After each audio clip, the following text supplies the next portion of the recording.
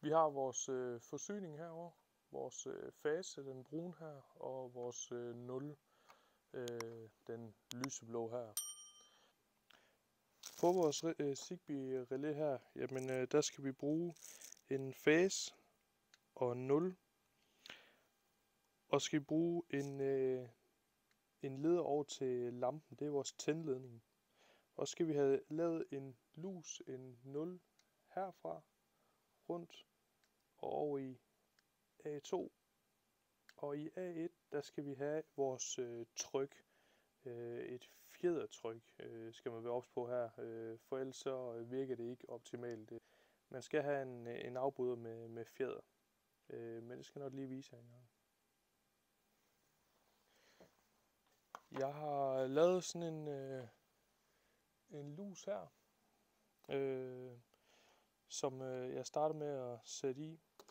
Vær opmærksom på, at når I afisolerer de her ledere, at de ikke afisolerer for meget. Et relæ som det her, jamen der skal der kun afisoleres ganske lidt, så vær opmærksom på det, så I ikke kommer til at hænge for langt ud over, i hvert fald for at mindske risikoen for en kortslutning. Men lad os få sat lusen i her, jeg har lavet. Den tager vi over i, jeg tager den altid herover i enden her, og så får den skruet i.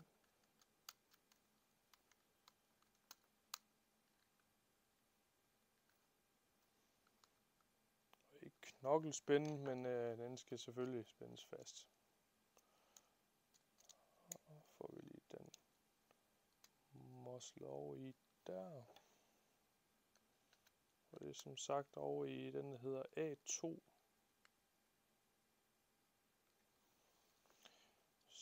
Således. Så kan vi lige montere vores forsyning. Den skal jo have en fase og 0. Og der har jeg lige sådan et stykke kabel her.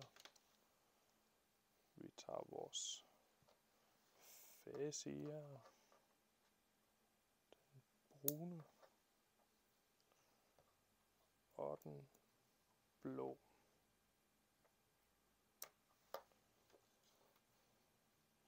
Og det samme gør vi herover i. Der tager vi den nummer 2. Der er jo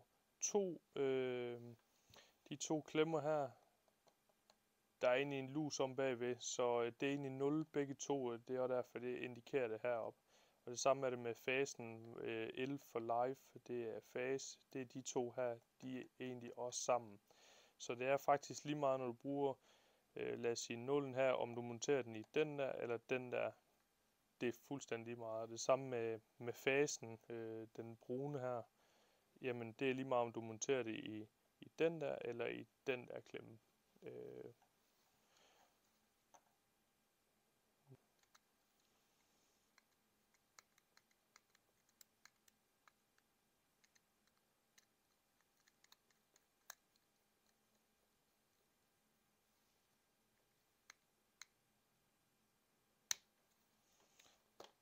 Så vores fase og 0 her. Så har vi en forsyning til den. Så skal vi have en lampe på. Der har jeg lige sådan en lampe her med et kabel på. Og der tager vi vores 0 igen. Den tager vi bare over i vores forsyning her og sætter i. Den skal bare have en direkte 0 der. Og så skal vi have vores fase. Det er det jo egentlig ikke, men det er vores tændledning til vores lampe her. Den sætter vi over i klemmen herover, helt til venstre. Så sådan der. Og skruer den fast. Så mangler vi kun en tryk. Der har jeg sådan en her. Med fjeder i. Lige for at vise, hvordan man monterer sådan en fjeder her. Nu tager vi lige rammen af. Havde det her været inde på væggen, og I skulle tage den ramme af her, så sidder der en lille udfræsning her i bunden, hvor man lige kan tage en skruetrækker. I skal forestille den op mod væggen selvfølgelig, og så kan I lige dreje den, eller lige poppe den ud der. Så ryger den nemt af. Og her der er det altid nemmere, når I lige har afbryderen til, at den egentlig står tændt, kan man sige. Så tager I en skruetrækker ned der bagved, og så presser I simpelthen bare ud mod jer selv. Og der skal ikke mange kræfter, men der skal lige gives lidt. Sådan der. Så kan I se herinde, der har jeg en lille fjeder til at sidde her. Den kalder man, den kalder man en bladfjeder. Jeg kan lige se, om jeg ikke lige kan få lidt fokus der. Den ser sådan her ud. Det kaldes en bladfjeder. En traditionel fjeder kan der også sagtens bruges, men ikke i de nye varianter som den her. Der er det en ældre afbryder. Hvis I har det, så er det en normal fjeder, man anvender der. Men lad os lige få sat den her tilbage igen, fordi der skal som sagt bruges en fjeder. Og den er lidt, de er faktisk lidt svære at få i, eller man skal lige have taget på det i hvert fald. Nu kan jeg lige se, om vi ikke lige kan få et eller andet form for fokus. Der tager jeg den lige ud igen. Så er det faktisk nemmere, hvis man lige klikker den off igen, hvis man kan sige det. Og så skal den skal egentlig, sådan der skal den egentlig ind. Og den skal lige ind i der, og så ned under. Jeg ved ikke, om det bliver lidt svært at se. Jeg håber, I forstår meningen i det. Og så skal den bare lige skubbes ind. Sådan der. Og så har du egentlig et fjedertryk. Lige for god ordens skyld, fordi de fleste af jer, der skal bruge det her, I vil nok se, at I har en afbryder, en etpol afbryder. Og den her, det er altså en korrespondanceafbryder. Det eneste forskel, der er fra en etpol afbryder og en korrespondanceafbryder, det er, at der er 3 klemmer, som I kan se her. På en etpol afbryder, jamen der har I kun de 2 heroppe, der har I ikke den her nede. Så, men vi bruger de her 2 op, så det er bare, nu havde jeg ikke lige andet, jeg havde kun en korrespondanceafbryder til, ikke? Så se bort fra den her, vi anvender kun de 2 heroppe.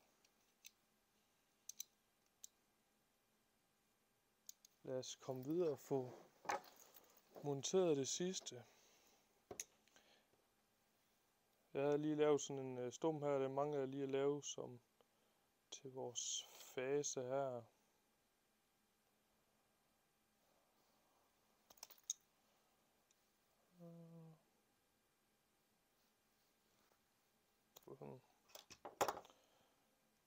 Sådan. Se, vi tager vores afbryder her, og der sætter vi vores faseledning i der. Og den her, nu er det lidt forkert, det er lidt misvisende, at jeg egentlig bruger en blå leder, fordi det er ikke en 0, det er egentlig en tændledning. Vi kunne have lavet den sort, vi kunne have lavet den brun, vi kunne have lavet den gul, det er fuldstændig underordnet. Det er bare lige så I ikke får, så I ikke tror, at det her det er 0, det er det altså ikke. Det er jo bare den eneste lederfarve, jeg lige havde til, ikke? Men den sætter vi herovre i. Sådan der. Når jeg så klikker på min kontakt her,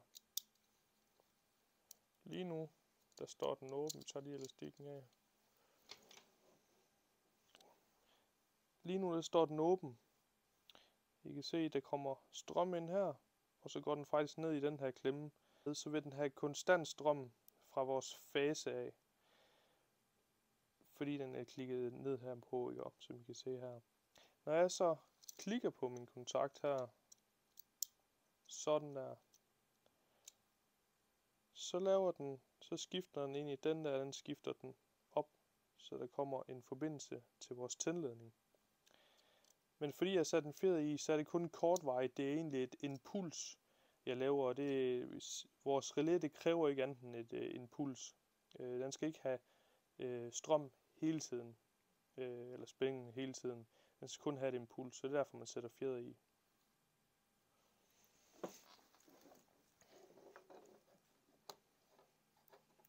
Se, vores fase, den skal vi faktisk bare have direkte over i en fase. Vi kunne sådan set også bare bruge den her, og skal vi ikke gøre det? Den er ledig, den klemme her. Der.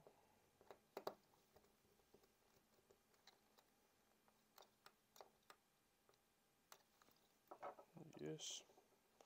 Og så den her, den skal vi så have op i A1, der sidder heroppe.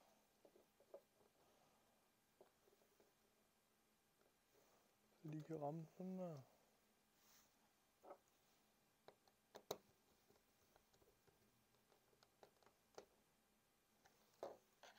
Sådan der. Og det er vores antenne der til relæet, så den kan styres fra telefonen af også. Nå, jeg får lige noget spænding på. Kobler lige vores skrueafbryder til at ende igen, og så lad os se, om der ikke kommer noget spænding på. Så dæmper den lige ned 2 gange. Sådan der, den skulle lige reset en gang, men som I kan se, så virker den. Der var lige, vi kan lige tage den, der er en reset knap der, og så er der sådan en minimums setting, jeg nok lige skal vise jer. Men jeg skulle lige have den reset, det har jeg ikke lige fået gjort inden, så, men yes, nu virker det. Forhåbentlig lad os lige prøve at trykke en gang. Jeg sætter lige en tangent på her, sådan så I har en lidt bedre forståelse af, hvordan det kommer til at være. Sådan der. Sådan der. Og så kan vi selvfølgelig få den til at dæmpe. Og der kan I se her, hvad jeg egentlig snakkede om tidligere. Det var, at når man så dæmper ned, jamen, så slukker den helt, når den har en default setting, som den har nu, når den er reset, eller når I pakker den ud og tager en ny ind i brug. Så vi skal lige have sat en minimum setting på den. Så vi dæmper lige ned til minimum, og så trykker vi på den. Det er der, jeg synes min minimum er. Og når jeg har fundet den, så trykker du på den her minimum. Jeg lige se, om vi kan få lidt fokus på den her. Yes, så klikker man lige på den der, holder den inde, så lyser den lige op. Og så er den faktisk sat.